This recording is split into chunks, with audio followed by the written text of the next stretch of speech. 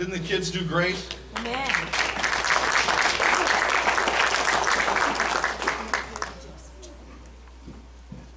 So often we read or we hear the Christmas story, and we don't really appreciate the thought of how difficult it was to do a census in those days. How many just filled out your census sheet this year? If you didn't, you should probably do that. I mean, in my house, I was nominated to fill out our census form. And maybe I shouldn't admit this to you, but I was really late filling out the form. Then this poor lady came to my house. Anyone have that happen to you? She come to my house and she says, you didn't fill out your census. And I said, yeah, I know. She's like, if you would like a few moments, we could fill it out together right now. And I'm thinking, this is awkward. Like, I ask people to fill out stuff all the time. And I was like, no, listen, I will fill it out. I didn't want this lady in my house to help me fill out a census. Like, I should be able to fill out the paperwork myself. So I said, no, I'll do it. About a week later, knock, knock, knock, knock. Hi, Troy. She knew me, because she had already been there and called. Hi, Troy. I'm here. Did you fill out your census? And I didn't say, the typical, yeah, it's in the mail, because it wasn't. It was on the desk. And I said, no, I didn't. She said, listen, I can just come in right now and fill this out with you. It only take a couple minutes. But I was too embarrassed. I said, no, listen, I will fill it out. You leave, and as soon as you leave, I will sit down and I will fill out the census. She said, I heard that before.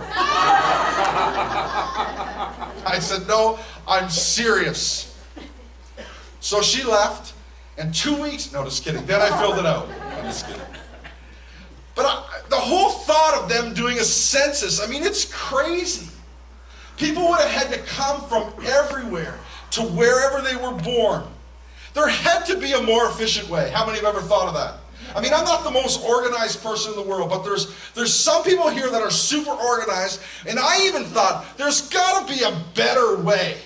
Couldn't they have just called town meetings and have everyone come together and said, okay, everyone's here, and then counted them, and then put the number on a pigeon or something and sent the pigeon back? There had to be an easier way. I mean, how many know that would not fly today? Amen. I mean, we are the most impatient people. If you have to redo your driver's license, you've got to go to Service New Brunswick and take a number, and there's 3 people ahead of you.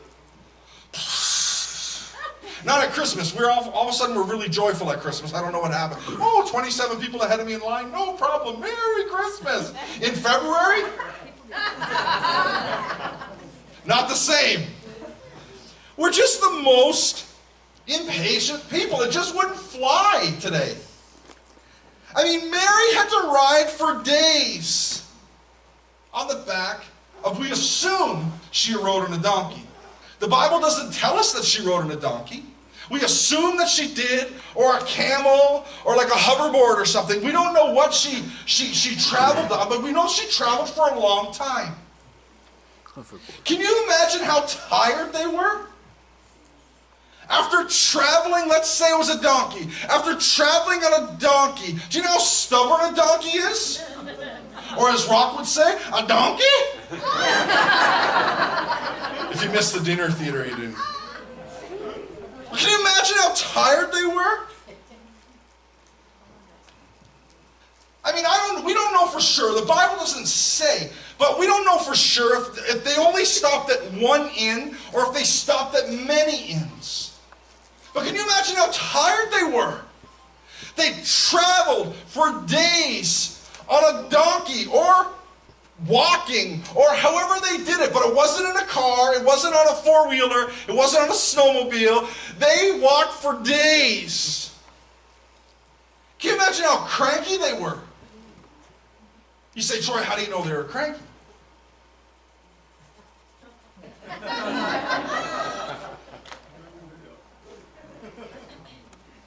You ever had that battle between, should I say this or shouldn't I say this? I mean, I know they were cranky. No, I'm not going to say it. But can you imagine how tired and cranky they were? She was pregnant. That's how I know they were cranky. I mean, anybody pregnant traveling that far, they would be cranky. But here's what the story says in Luke chapter 2. Now in those days a decree went out from Caesar Augustus to register the empire for taxes. This was the first registration, taken when Quirinius was governor of Syria. Everyone went to his own town to be registered. I mean, there had to be a better way. They went to their own towns. Everyone went to his own town to be registered. So Joseph also went up from the town of Nazareth in Galilee to Judea, to the city of David called Bethlehem, because he was of the house and the family line of David. He went and he registered with Mary, who was promised in marriage to him, who was expecting a child. While they were there, the time came for her to deliver a child. And she gave birth to her firstborn son, wrapped him in cloths and laid him in a manger, because there was no room for him at the end. I mean, just to recap the story, everyone's returning to their own town for the census. If I had to return to my own town for our census, it still wouldn't be done. Because I would have had to walk or drive to Montreal. Yeah, I was born in Montreal. You never thought someone from Quebec would be a pastor in Buckhurst, did you? I would have had to walk to Montreal. Or if you were born in St. Antoine, you would have had to walk to St. Antoine. Or you would have had to walk to St. Anne. Or you would have had to walk to Moncton. What a crazy system. But everyone had to go to their hometown to register and to be counted. I mean, this is probably the worst way they could have done this. They could have called some town meetings and sent back the numbers, but no. Maybe some things never change. The government still likes to waste time and waste money. If you work for the government, I'm really sorry. But that was the rule. Everyone returned home. The sick, the young, the healthy, the pregnant. Everybody returned home. So that's what they did. We assume that they came on a donkey, but we don't know that. They approach the inn, they're tired, and they're cranky. I mean, she's months pregnant, months and months along. And then they had this encounter with an innkeeper. But here's the strange thing. We only assume there's an encounter with an innkeeper, because the Bible doesn't tell us that there was. It just says that there was no room at the inn. So we have created, though there must have been an innkeeper, because today there's innkeepers. Now there probably was an innkeeper, that would make sense. But we don't know that. We just know there was no room. And we often wonder in our minds, I wonder what this encounter was like. We have a short video to show this morning.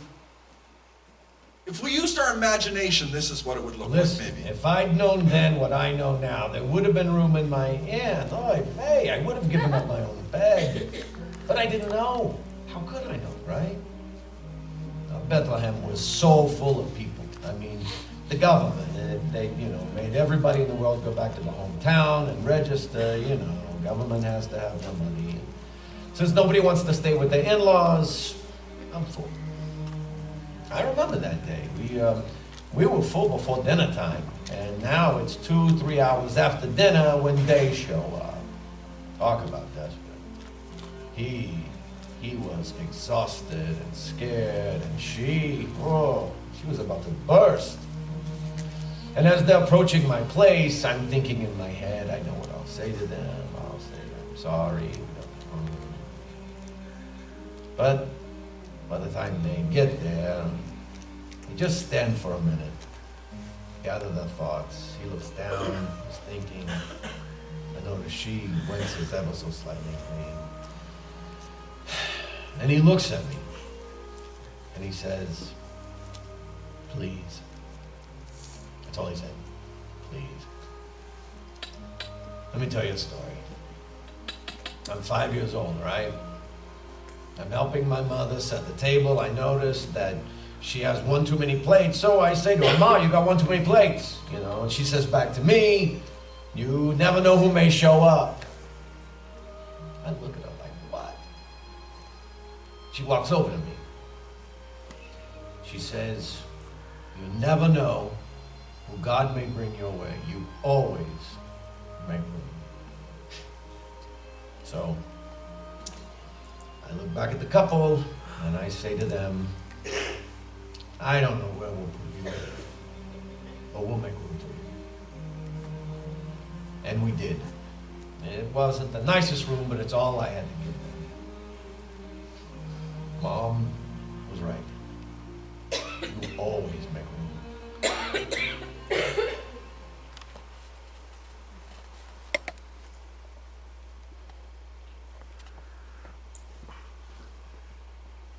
But there's no talk in the Bible of a conversation. But as we use our imaginations, we read the Christmas story, and we know for sure there was no room. In this video, he says, if I would have known, I would have given up my own bed. How many have ever found yourself in a situation where you thought to yourself, well, if I had known?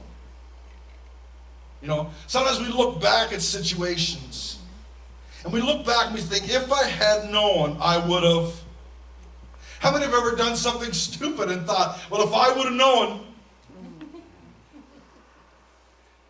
You know what? If I would have known, I would have raised my children differently.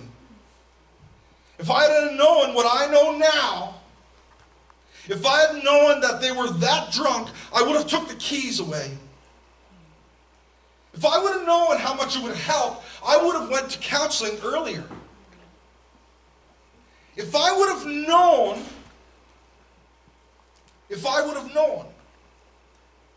it's easy for us to look back. I'm here today with just a little bit of advice from the Christmas story.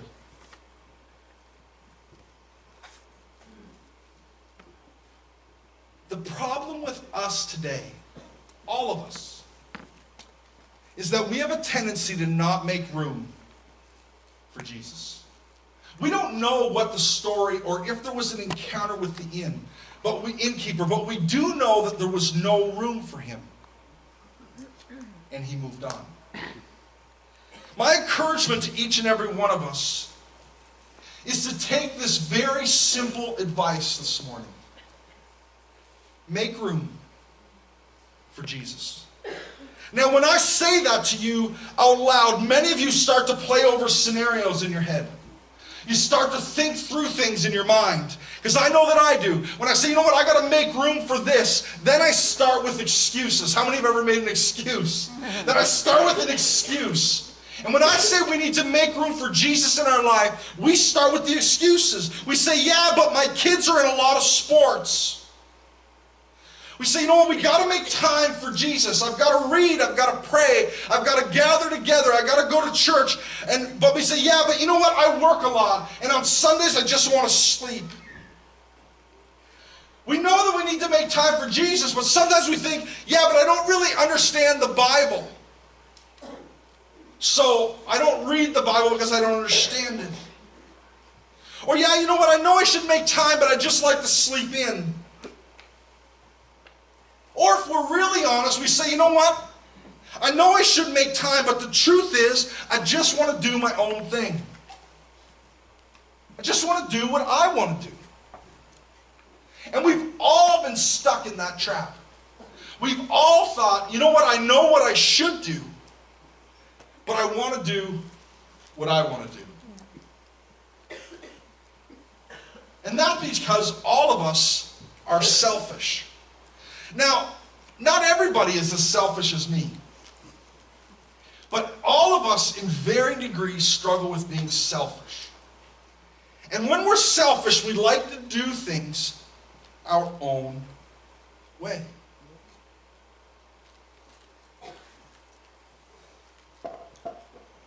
But this story calls for each of us. Are you going to make room? Because you never know who or what situation is going to pass you by.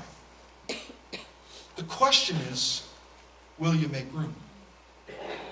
There's people in this service right now, just in closing. There's people in this service that you feel something. You feel God speaking to you about certain things.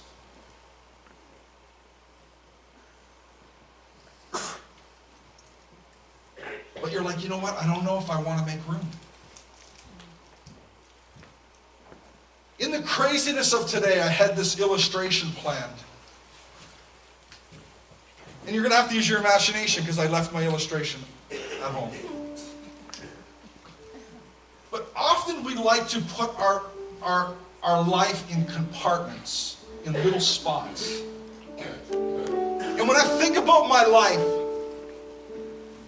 I think about a carton of eggs. Now use your imagination.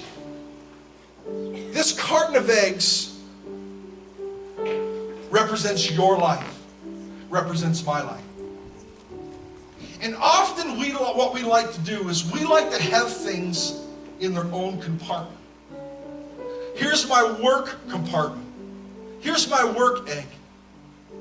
Here's my kid's egg and my wife or husband's egg. Here's my fun egg. I do things that I like. And then here's this and here's that. And then we start listing things if we're honest. And then we run in a room and we think, you know what? There's no room for this Jesus egg. And then we spend time trying to just fit him in wherever he fits best. So instead of doing things how we should do them, we'll take something out and put Jesus in, and we'll go to church for a little while. And then we'll take him out after church at 11:30. We'll take Jesus out and we'll put the other thing back. But every time that you pick up an egg, I want you to think about this.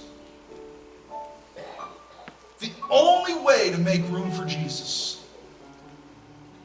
is to take your eggs that represent your life and to take the egg that represents God. And that egg needs to be busted.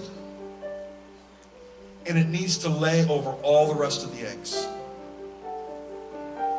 God making room for Jesus means making room everywhere. Everywhere. Not just when I feel like it, not just when I'm not too tired to read his word, not just when this or not just when that, but that God would touch every area of our lives. My prayer for you today, my prayer for me, is that we wouldn't just make room. That God, through his Son, that we would invite him into our lives. And that he would touch every area of our life. We're going to close in a psalm this morning. And if you could, the key of G, amazing. And what I want you to think, just as we sing this song together, is what area of your life are you keeping Jesus away from? And my prayer for each of us is that we would lay our lives bare, that we would make room for him, not just at Christmas, but every day. If you're here this morning and you say, Troy, you know what? I don't make room for Jesus in my life, but I want to. I don't want you to be shy today. If you say, you know what? I want to make room for Jesus everywhere in my life, I want you to raise your hand. Don't be shy. Don't be afraid.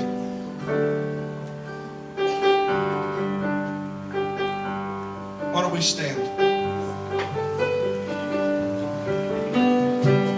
To the one who made